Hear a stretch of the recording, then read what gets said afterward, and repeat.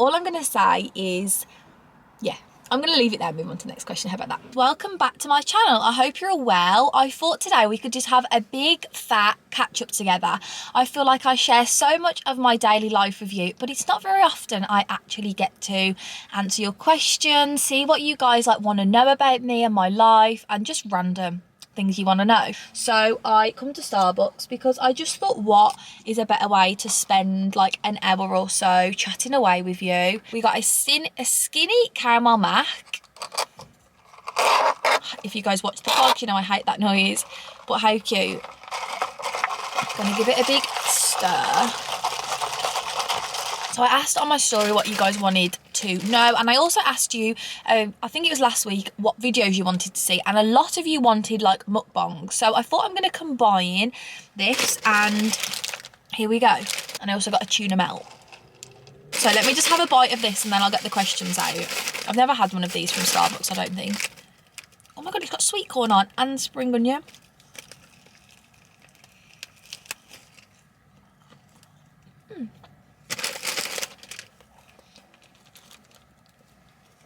So the first question is from Josie, and she wants to know, how did you have the confidence to start doing YouTube and Instagram, etc.?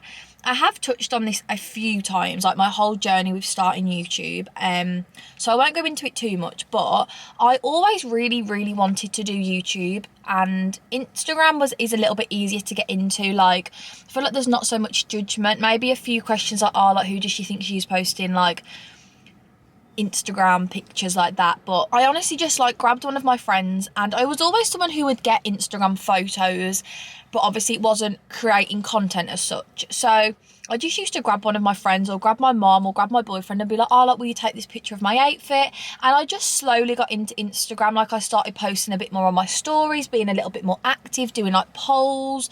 I feel like now it's so normal, like there's so many girls, boys, so many of us doing so many different things on social media that I don't think it has the stigma as such anymore, especially like Instagram and TikTok. So easy, just start taking pictures, start posting on your stories, just start posting as if you have got 1 million followers, and just like fake it until you make it, babe. Like, that would be my honest biggest advice. And with YouTube even, I was so nervous, like, and you going to be, I get a lot of girls message me and say, oh, like, I really want to start safety first, always put your car on lock.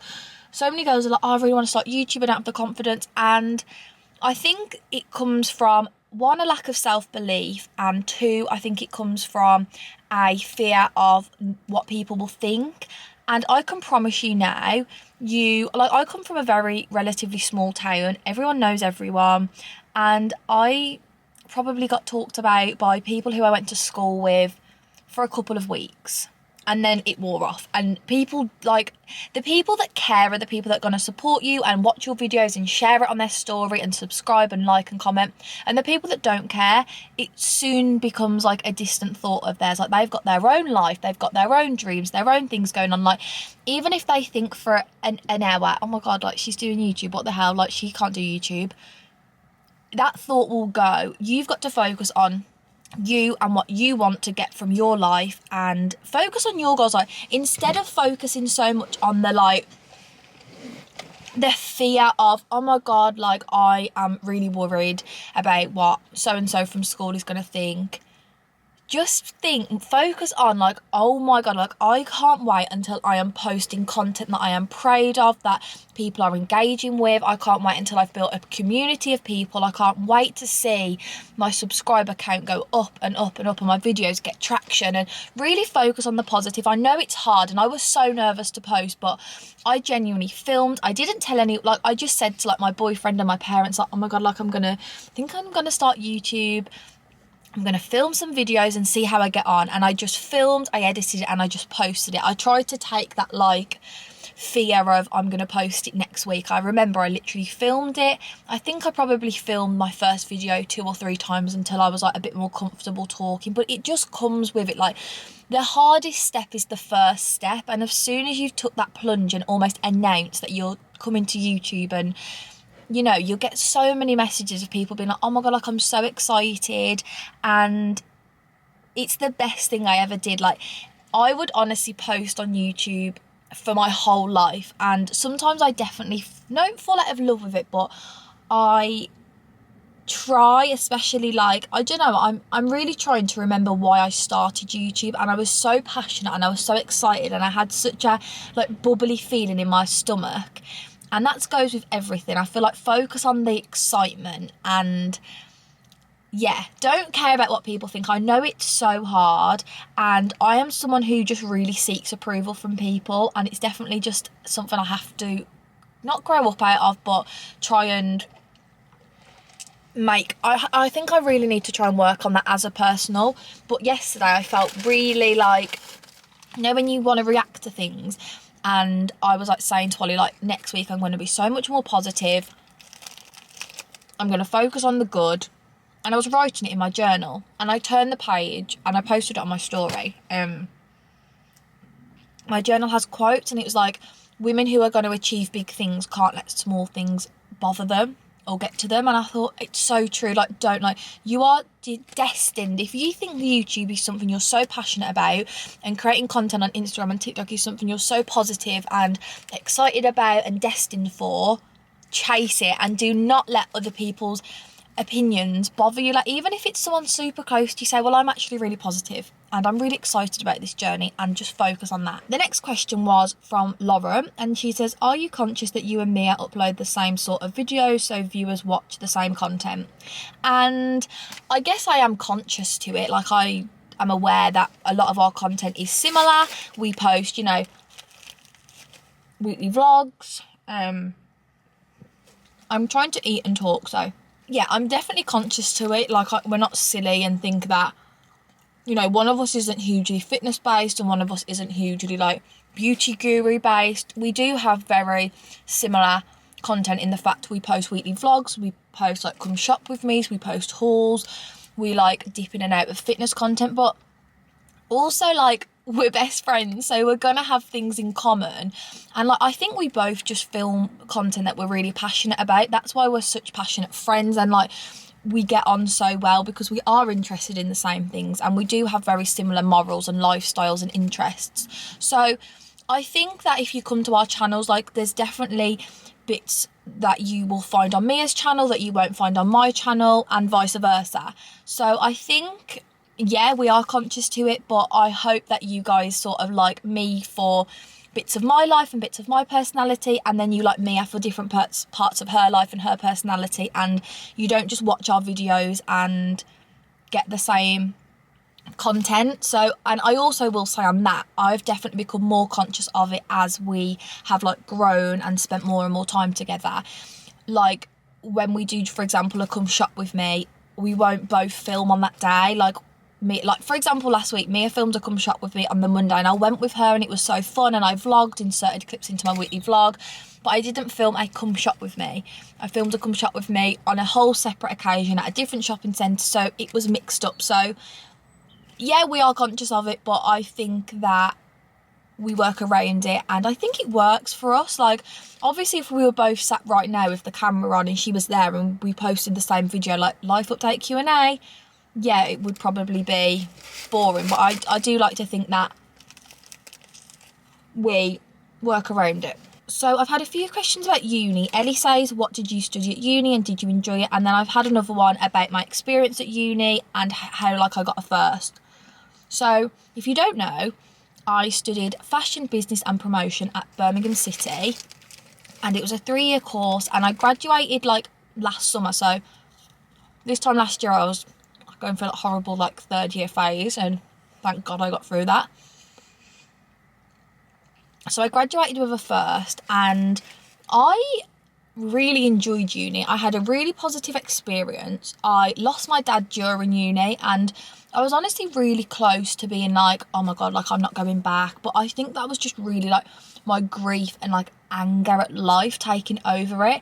So I do feel like that the start of second year I obviously wasn't in the best place, but the fact that I graduated with a first, like, it, even now, like, I think, what? I am so proud of myself. And I feel like that's not a controversial thing to say, but I feel like bigging yourself up, especially on the internet, like, people think that like it's like showing off or like being really like super confident. But is there anything wrong with being proud of yourself and confident? Like, I am so proud of myself that I went from being a grief-stricken girl who did not want to even face the thought of going back to university to graduating with a first-class degree in her dream degree in something she absolutely loved. Like, that is amazing. And I hate to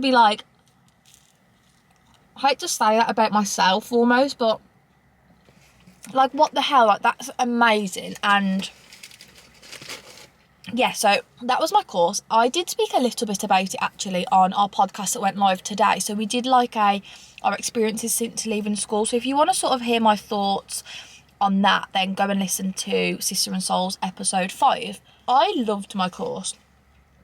It was a perfect mix for me of business and academia and being creative. And being creative is never really anything I'd had the chance to do. So I did very academic, like essay-based subjects throughout my GCSEs, for A-level, and my course had aspects of that which I could really thrive in. But then also the fact I got to have like full creative control of products and making product ranges and, you know, making these gorgeous like marketing campaigns and be so creative, like, it was everything to me. Like, I absolutely loved it. So yeah, I absolutely loved it. Top tips, I guess, for getting a first, I would say really try and just focus that, especially that last 6 months before you graduate, try and give university your full attention. Like, I used to think, like, if I can't, this is what I used to say to myself and my friends at uni, like, if I can't dedicate myself to this course and this module and this work for 6 months, like, why have I even bothered coming here? And yes, I still post on YouTube, and yes, I wasn't like working other than social media, which is a huge privilege, and I'm not sort of blind to that privilege.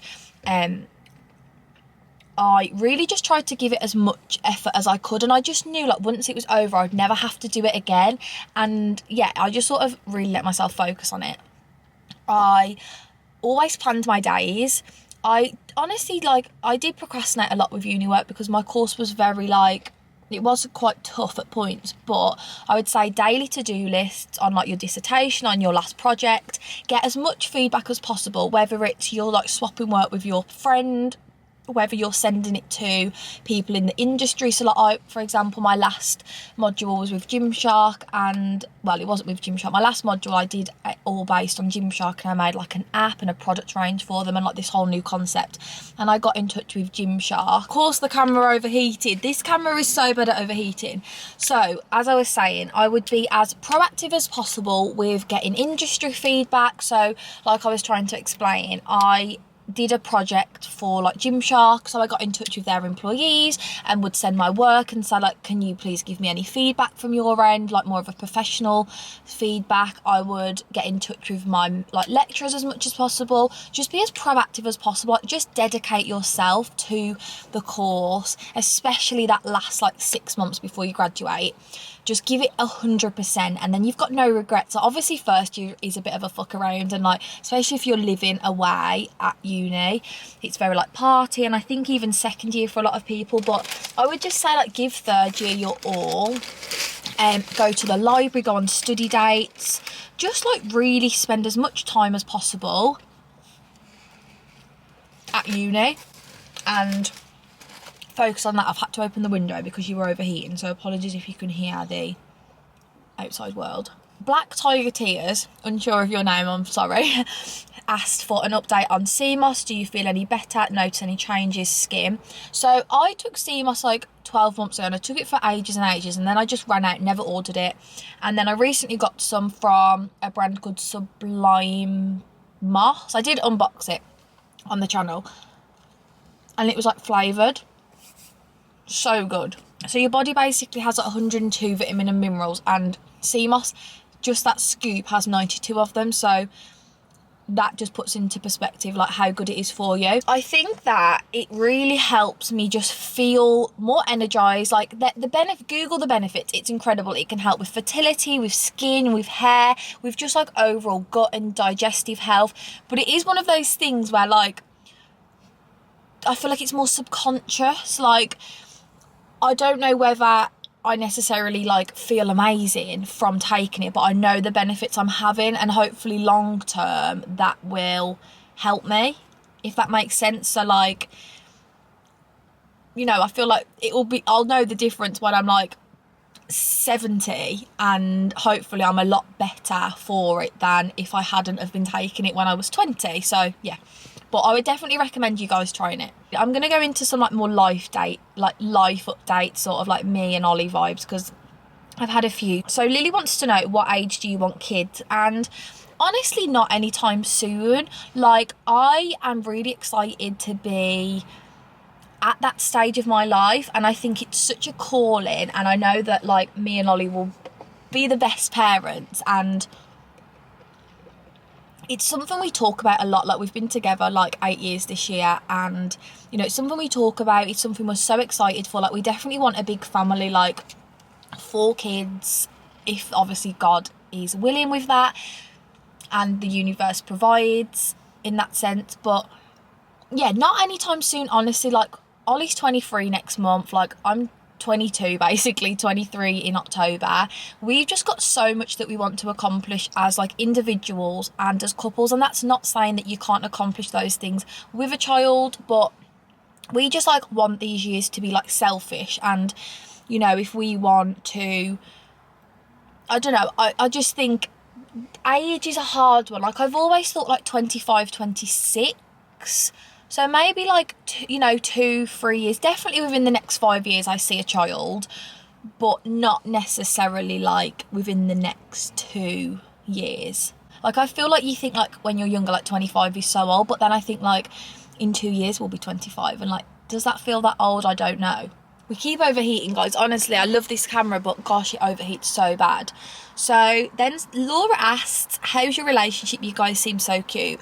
Ollie is that one blessing that I have in my life. He is so supportive. He like loves me for me. He supports me no matter what, and like it's obviously vice versa. I would just say like no matter what shit is going down in my life, that boy is that one constant thing that like keeps me going and makes me feel so loved and so lucky. And find it, like I've always said to people, like I know that I've only ever had one relationship and I'm not necessarily experienced, but I just always think like truly like love should be easy, and when you find like your soulmate, like it's so easy, and I feel like that's when you know that you're meant to be with someone.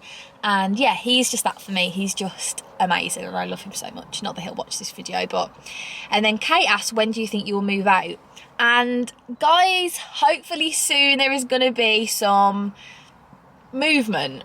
I'm sure if you've watched me for a while, like I have been on the house search for what feels like forever, but properly, like honestly we've been looking for like 2 years, and especially like since I've left uni, like yes, obviously we've been looking for a long time, but it's just not as easy as that. Like there's a lot of factors that go into buying a home, and we have been stuck within a place of really wanting our own space, and because we went from living on our own back into a family home, and that adjustment took a long time to get used to. And then we sort of got in the groove with it, and we thought, you know what, like once you're moved out, you're never going to live back with your parents, and you're never going to live back with your siblings. And we've both got lots of brothers. Like I've got 2 brothers and Ollie's got 5 brothers, and that time you only get for such a short amount of time in the perspective of your whole life, that we've been like stuck in that awkward point of like, especially Ollie, like he loves living with his brothers, and like you can imagine a boy with 5 brothers, like it's an amazing time for them. And like once that's over, then that's fully over. So we are definitely really excited to be on our own home, and it's just honestly been a journey of finding the right one and waiting until it feels right and feels like the correct step and the correct time.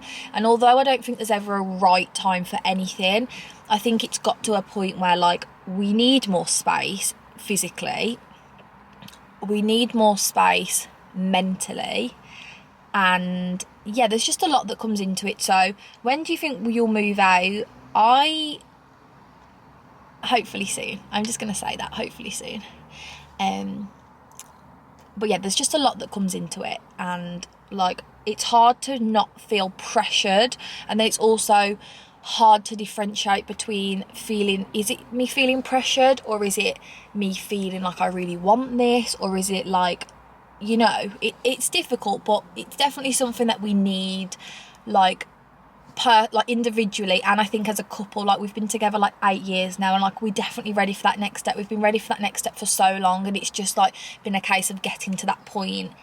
And I think we're getting close, guys. So all I'm gonna say is, yeah, I'm going to leave it there and move on to the next question. How about that? Would you and Mia make a video or podcast on how to start YouTube? I think we will do this at some point.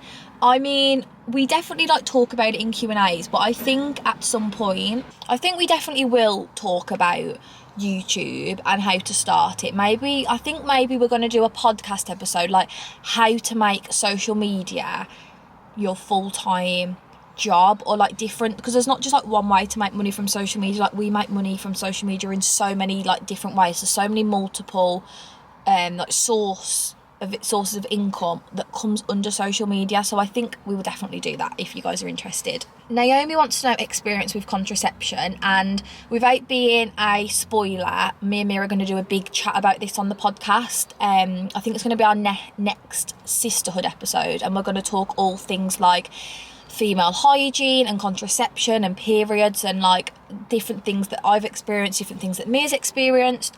So I won't go into that now, but tune in. I won't go too much into it, so definitely listen to that episode, and I will go more into depth of my personal contraception story, journey, etc., without waffling on here. Liz wants to know, what's the best way to keep yourself in a consistent gym routine? And I don't think there's any like easy like hack for this, other than I'm going to put my battery here so it tries to cool down.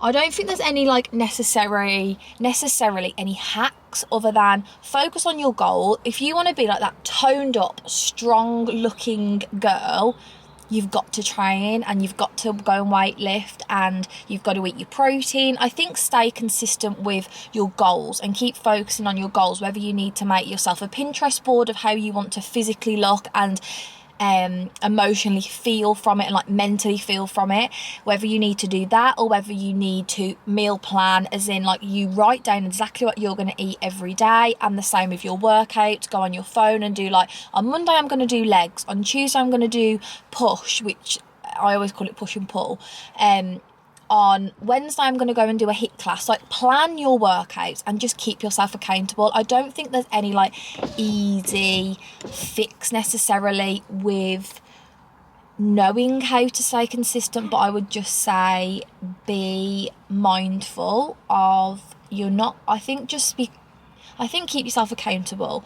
and I think keep yourself responsible for your own actions. Like, no one's going to make you go to the gym. Like, if you're not going to go, you're not going to go. So you need to keep yourself accountable. You honestly, like, I always think I procrastinate, think, I don't want to go, can't be bothered. As soon as I'm there, it feels so good. Like, I don't even once I'm there, like, I never think anything negative. So get yourself going for a few weeks, keep yourself super disciplined and motivated, and you'll start seeing results. And then you almost become not obsessed, but it becomes such a natural thing for you to do, and it becomes such a organic part of your day that it just feels weird almost if you don't go. If you're looking for consistency, there's no one else who's going to give you the consistency than yourself.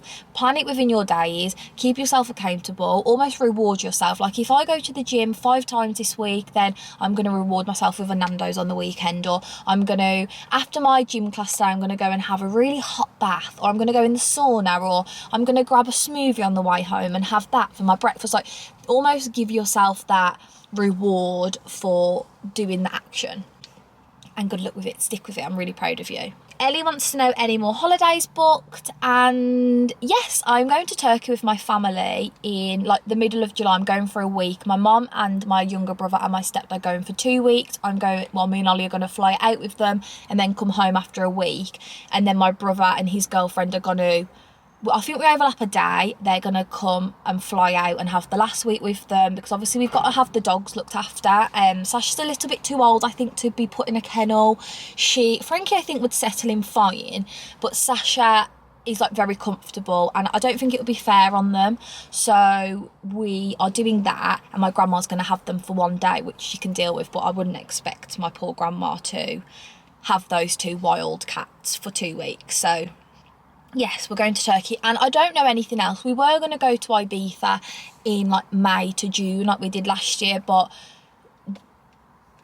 we might not. We might not. We're going to see how everything else plans out. And we're also going to go to Cornwall with my nan and my granddad to celebrate my dad's birthday, which I'm looking forward to. And my brother's going to Ayia Napa, so I'm not leaving him out, but he's going like on a boys' holiday, and I thought, well, we're not going to have like left him out if we go to Cornwall because he's away. So yeah, I thought it was like a nice opportunity to take my grandma and my nan and granddad, to Cornwall for the week. So we're going to do that, me and Ollie and them too.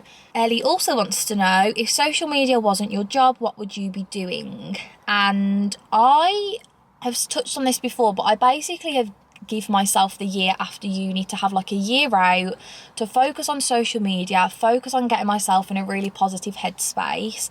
And I've really enjoyed the year. And again, like I said earlier, I'm not blinded by the privilege of being able to do that. You know, I know that majority of people would have had to leave uni and go and get a job, whether they wanted to or not, like get like a 9-to-5 job or, you know, go into the industry. I'm lucky enough to make money from multiple sources that don't need me to go and do that. So, but if that wasn't the case and I wasn't doing social media and I couldn't support myself financially, then I would definitely be in fashion, like working as not a corporate girly necessarily, I guess that's not really fashion, but I would be working in a fashion brand. Probably somewhere in the Midlands, and I do think about it at times, like, gosh, like it would be so fun, and no one knows what life is going to hold. Like, my end goal is obviously to be self-employed, my social media to blow up, my fashion brand to launch and be hugely successful and be able to support myself using all these things.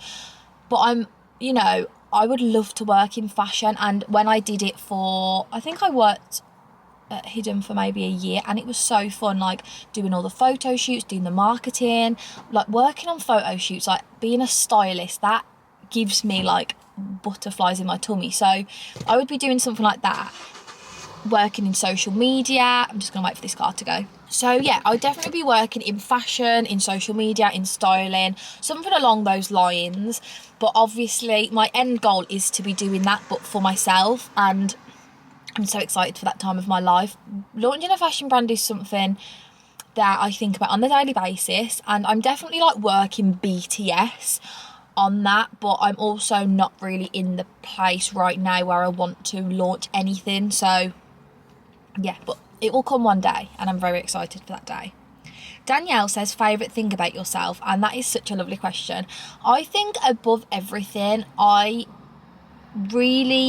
my favourite thing about myself is how like strong I am.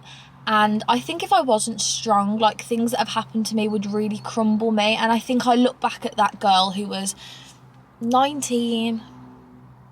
Yeah, I think I look back at that girl who was like 19 and just had no idea what her life would look like and how quickly her life could change. And I think I'm just really love how strong I am, and change is something that I'm really not comfortable with, but I've really had to, because I've had such immense change. Like, my life has changed in the space of 3 weeks. I went from having a pretty healthy dad, like he would, and I had no idea what was going to happen. I had a stable family home, holidays. I had these like 2 different families, my mom's family and my dad's family, and I'd go between them, and I had this very stable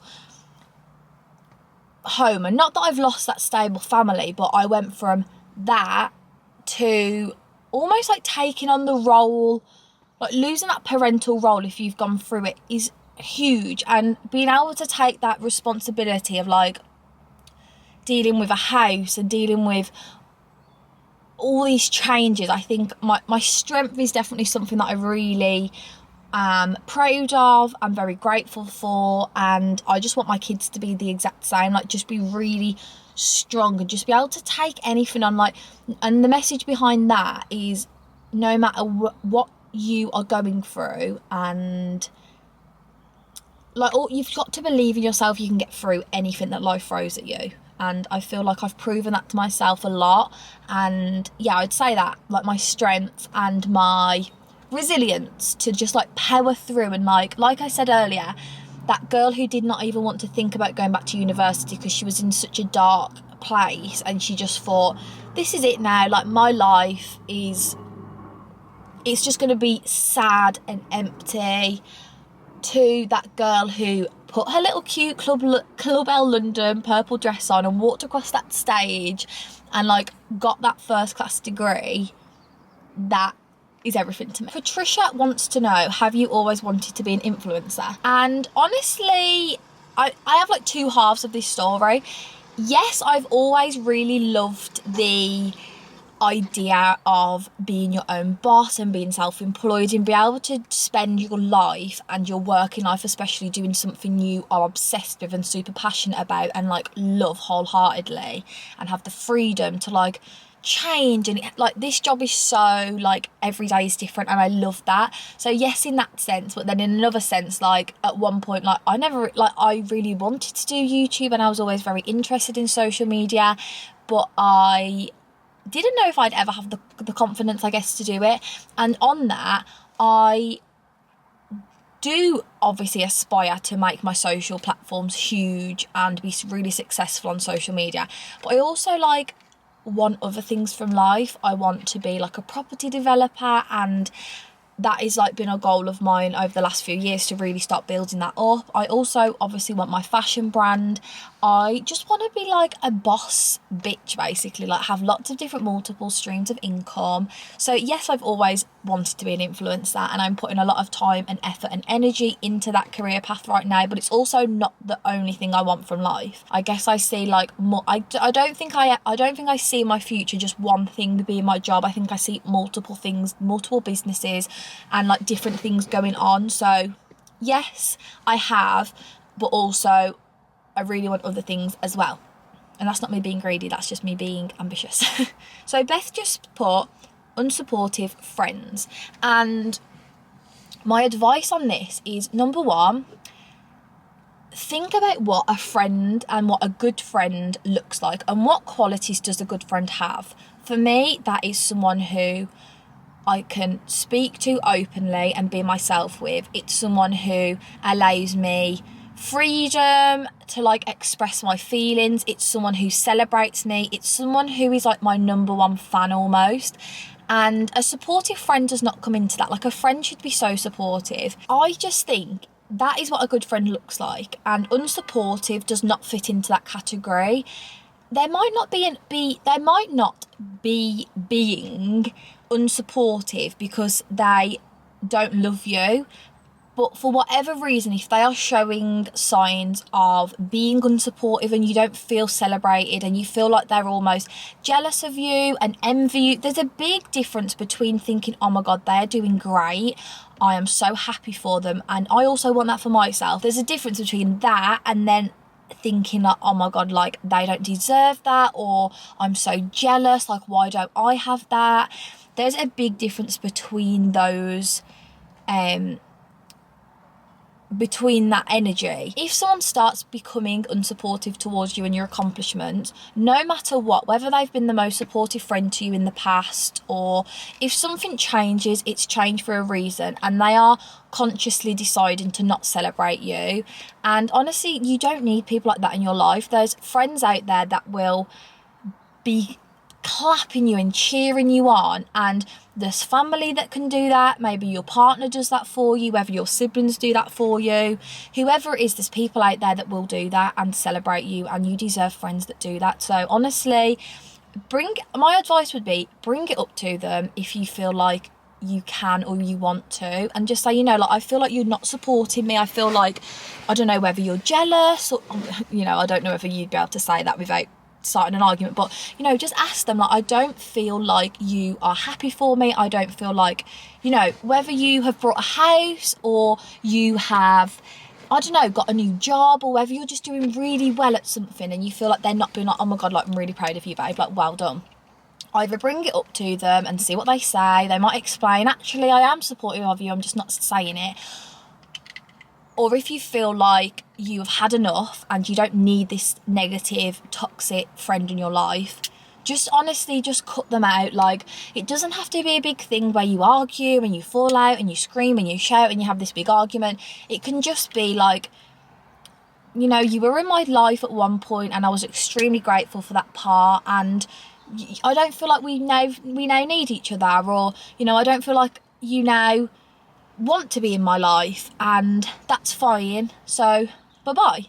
If that makes sense. Naomi asks, number one tip of advice for your 20s. And this is interesting, but I genuinely would say that my number one tip, I mean, I'm only 22, so I'm not that far into my 20s, but I would say my number one tip would be, do what makes you happy. Focus on you. Be the best version of yourself, like, whatever that looks like to you. The best version of yourself might look completely different from what I think the best version of myself looks like. You know, for me, it's being spiritually aligned, it's spending time being active, it's spending time with my family, it's reading, it's educating myself, it's learning, it's growing, it's building through trauma, it's opening my heart to opportunities, and it's about building business and building like a financial foundation and building financial stability for me and my future family. So that's what it looks like for me. I would just say, like, spend your 20s building the foundation of your life. Or if it's, you know, that doesn't even have to be in terms of like building businesses. It could be going and traveling the world and having all that experience you'll learn from traveling. Like, think of all the stories and all the experiences and all the people you'd meet if you went and traveled around Australia or traveled around Europe. Like, spend it building you, and like, use these years not to be selfish necessarily, but to put yourself first. I would say just put you first, make yourself a priority, spend time building and working to become the best version of you. Emma says how to be happy and positive, and I mean, I could go on about this all day for hours, but I would say my main point of advice is take joy in the little things. If you are just not spending any time or energy filling your own cup up, you're not going to be able to see the joy and the love and the light around you, and you're not going to be able to appreciate them. It comes down, I think, to self-belief and self-worth. Like, you deserve to have a beautiful life, and you deserve to be happy and see joy in things, and just like noticing the small things. It all comes back to gratitude and your journaling. Maybe spend more time journaling, spending time doing things that make you feel good, and making yourself, like, filling your own cup up and doing things that make you feel happy and accomplished and loved, whether it's journaling, whether it's going swimming, whether it's spending time in nature, and journal about that. Be appreciative of that. You know, I'm so grateful that my body allows me to be able to go on this walk with my dog around the pond, and I am so grateful that the sun is shining on me today. Start your day with 5 things that you're grateful for and remember them all day. And when you have that negative thought, or something happens to you, or you bump into someone and they say something that sticks with you, if you maybe have an argument with someone, or whether you are struggling with something else, like, just try to hold on to the things you are grateful for, and you just slowly build up more of a resistance against things. And because you've got this whole list of things that you're so grateful for and are so positive in your life, the negative things seem a lot smaller, and even if they're huge things, you feel more equipped to be able to deal with them and move forward. So yes, that is my tip for being happy and positive. Heidi asked, did you have a job before becoming self-employed? And Charlotte also said, and I've had a few questions actually about that, can you explain your properties? how do you earn money? I mean, I don't want to go over it too much. I did mention it a little bit I did obviously mention it a little bit earlier on in the video. But while I was at uni in first year, I was working at a golf club, and I did like weddings, events. I was a waitress. We used to like big wedding functions, and it was so fun. I used to work there maybe like 20 to 25 hours a week. And then after my dad passed away, I was like, I physically, like mentally cannot go back. And I just said, like, I'm just going to put my notice in. Like, I don't feel like I'm in a good enough place to go back. And that's sort of when I was in that mindset of like, I'm not even going to go back to uni. I didn't know what I was going to do, but I just didn't even want to think about having to like go and have to deal with that. So I was like, no, like, so I put my notice in there. And then obviously during second and third year, I then got the internship, which took up a lot of my time. Like some weeks I was working at the fashion brand like 4 days a week, and as well as uni, and I was so busy for a long time. And then when I got to third year, I then decided like, no, like, I want to focus everything on uni. So I decided to finish at the fashion brand. And me and Mia did touch on this in the podcast this week, but we were sort of saying like, I got offered like a full-time role, like paid, like it would have been amazing, but I just like couldn't take it at the time, like, and I said no to the opportunity. And I don't regret it, because I wouldn't be where I am in any other part of my life now if I'd have took that, and I wouldn't have got a first, for example. Well, I doubt I would have, because I would have been so busy at that job.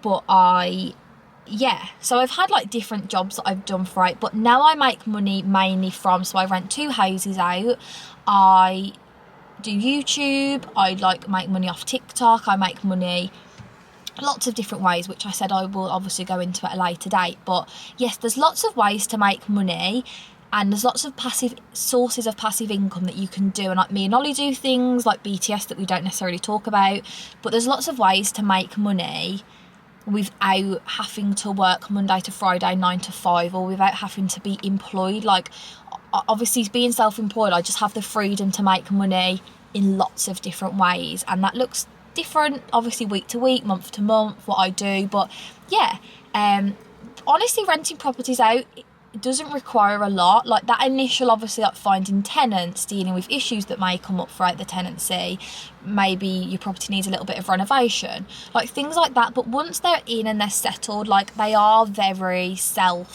not self-cleaning, but you know, like it rolls over, you know. Amelia says, do you budget monthly / saving tips please? And yes, I do budget monthly, and that was one of my goals, especially for 2023, because it's so easy to blow through money, and it's so easy to just spend. It's so easy to just think, oh, I'll get another Starbucks, oh, I'll go for lunch at Subway, oh, I'm gonna buy that top from Primark, oh yeah, I'll get my, you know, my new pair of earrings from, I was going to say Topshop doesn't exist, but it's so easy to just get through money if you're not aware. And sometimes like you scroll through your bank and you think, what on earth have I spent £200 on? Like money adds up. I feel like when you're younger, like £100 seems so much, and now £100 like you can get through so easily.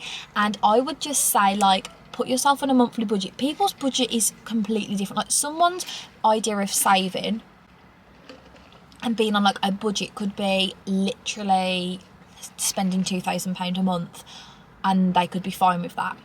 Whereas some people might only be earning £2,000 a month, and their budget for maybe like disposable income could be £400 because they've got bills and they want to save for a house. You know, there's so many different circumstances, but set a budget that works for you.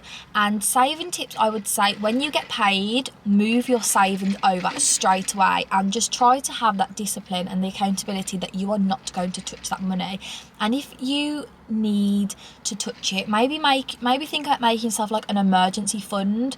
And whether, you know, you have a problem with your car, or I don't know, you get an unexpected bill, you can dip into the emergency fund and maybe leave your savings alone. But yes, as soon as you get paid, I would say move your money over, set yourself a weekly budget or a monthly budget, whatever works for you, and just stay strict. Like obviously don't say no to things. Like we are only young, and like, you know, if you want to go out with your best friend and grab pizza, like absolutely do that. But it's the difference between doing that and then constantly spending. Like I don't think there's anything wrong with that. But I would just say I feel like you know, like, how much roughly, like, if you want to save up for a house, or whether you want to buy yourself a new car, like, work out the money you need, work out how much money you get, and just set yourself that budget, and just budget, you know, how much do I need for fuel, how much money do I need for my gym membership, and just work out what works for you. Maybe get yourself one of those, like, budget planners that you see on TikTok, and just plan yourself out, and obviously give yourself a little bit of wiggle room. But guys, honestly, this video has got to come to a close, because can you hear the drilling? The camera keeps overheating, like, every legit 2 minutes. I have to keep turning it off and dangling the patches out the window and swapping, and it's getting a bit much. But I hope that I did answer your question. If I didn't, then just drop it below and I will answer it. And I just want to say thank you guys so much for loving me and supporting me. And if you take any message from this video, let it be that you are worthy of living your dream life, and you need to focus on yourself, be positive, don't forget how strong you are, and we can overcome anything. And I'm so proud of you. So don't forget to like, comment and subscribe if you did enjoy, and I will see you on Thursday with a brand new video, guys. Bye.